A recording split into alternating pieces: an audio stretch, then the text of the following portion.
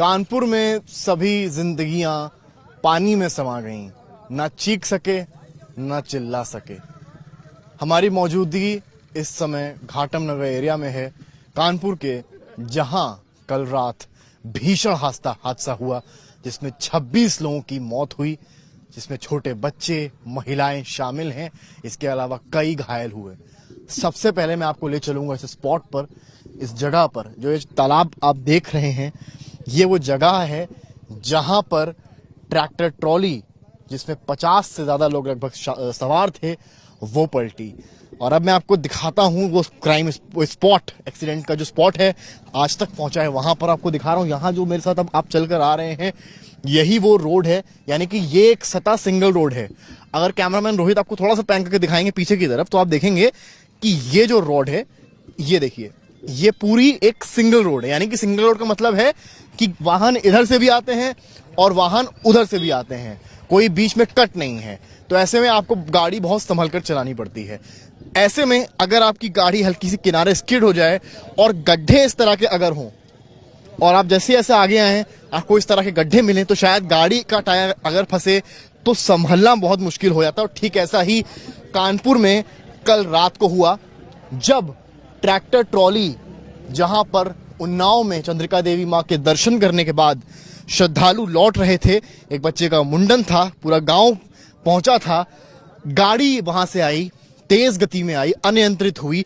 इस गड्ढे में पहले उस गाड़ी का टायर फंसा, और जब इस गड्ढे में टायर फंसा तो आलम यह हुआ कि स्किड गाड़ी इस तरह से हुई। अभी आपको भले ये सतह जो है देखेंगे अगर आप, ये मिट्टी आपको सूखी नजर आ रही होगी, क्योंकि अभी बारिश यहां पर नहीं हुई है, पर क्योंकि ऐसा है कि कल यहां पर पूरा ये सतह बीच था वो गीला था, तो उस वजह से गाड़ी का जो टायर था वो फिसला, और फिर गाड़ी घिसटते घिसटते घिसटते यहां से होते हुए, आप अंदाजा लगाइए, ये जो तालाब आप देख रहे हैं इसमें गई।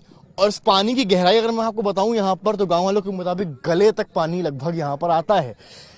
समझिए जो ये अंदर गई होगी ट्रॉली, इसके अंदर मौजूद जितने भी लोग थे, आधे से ज्यादा की अंदर ऑन स्पॉट डेथ हो गई, पानी में गिरने से या विथ फोर्स जब झटका लगा वो नीचे गिरे, उनकी मौत हो गई। और आलम यह था कि यहां पर जब गांव वाले बचाने आए तो कई लोगों के पैर के नीचे शव उनके टकराए, क्योंकि कई बॉडीज तब तक नीचे जा चुकी थीं।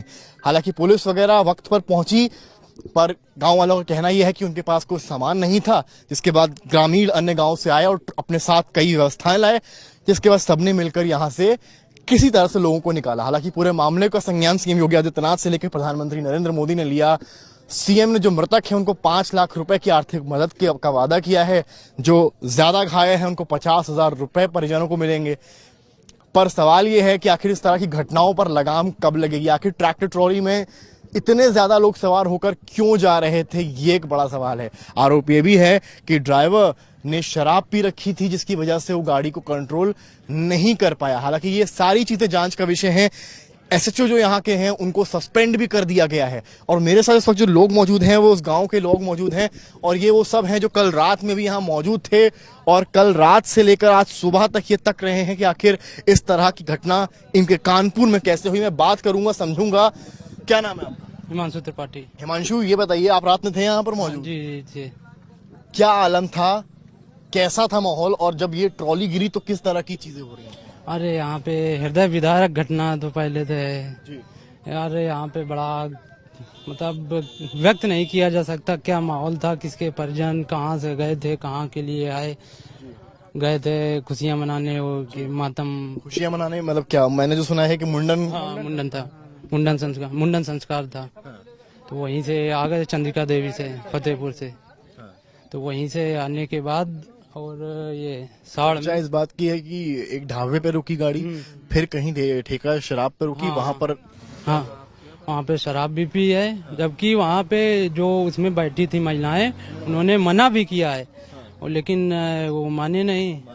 तो गाड़ी इतने आउट ऑफ कंट्रोल हो गई कि गाड़ी। गांव में से ट्रॉली वगैरह निकलती है, कितने लोग सवार थे इस ट्रॉली में? लगभग इस ट्रॉली में लगभग बताते हैं कि 22-25 लोग थे, क्योंकि 26 की तो मौत ही हो गई है, लगभग 50 के ऊपर, 50 के ऊपर ही होंगे। क्योंकि जब हम, ये रात था, अंधेरा था, कुछ लोग जब ट्रॉली यहाँ से जब पलटी तो कुछ एक वृद्ध महिला थी, वो शायद छिटक के गिरी होंगी उस तरफ, तो वो शायद वो बच गई थी, उस तरफ बैठ गई थी जाके।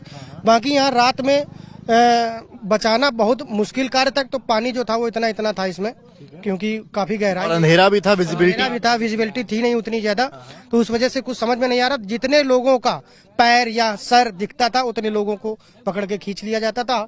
हमारे साथ ये लड़का भी था, कौन था? वो अखिलेश नाम है, अखिलेश यादव, सबसे पहले वही कूदा था। पर जो मैंने सुना है कि जिन लोगों ने बचाया, जैसे आपने बताया, कुछ लोग के पैर के नीचे भी लाशें आ गई थी। जी जी बिल्कुल बिल्कुल आ रही पैर थी। से ही निकाली पैर जा से रही, ही मतलब निकाले पैर जाते से हैं, क्योंकि देख करके ऐसे तो मान लो ऐसे यहाँ तक पानी भरा हुआ है तो ऐसे तो निकाला नहीं जा सकता। जो पैर में आहट आ गई तो वैसे ही निकाली गई, पैर से आहट निकाल कर, डुबकी निकाल कर। बच्चों के हाथों में खिलौने भी थे। बच्चों के हाथों में खिलौने थे। यही तो बड़ी विभत्स घटना हो गई। हम लोग जिसको पकड़ते जो निकलता था ये लगता था बताओ भगवान। बताया गया कि बच्चे चंद्रिका देवी के मेले से खिलौने खरीद कर लाए थे कि घर जाकर खेलेंगे। हाँ जी सर, खिलौने भी पड़े हुए हैं, देखिए वहाँ पे। पड़े हुए हैं। ये देखिए, आपको दिखाता हूँ, रोहित कैमरामैन दिखा रहे हैं आपको तस्वीरें, वो देखिए सामने की तरफ। ये जो आप गुलाबी रंग का देख रहे हैं सामने, हरे रंग का देख रहे हैं, ये सब वो खिलौने हैं जो बच्चों ने चंद्रिका देवी जहां पर वो दर्शन करने गए, उन्नाव के करीब, वहां मेला लगता है और वहां पर उन्होंने ये खिलौने खरीदे थे।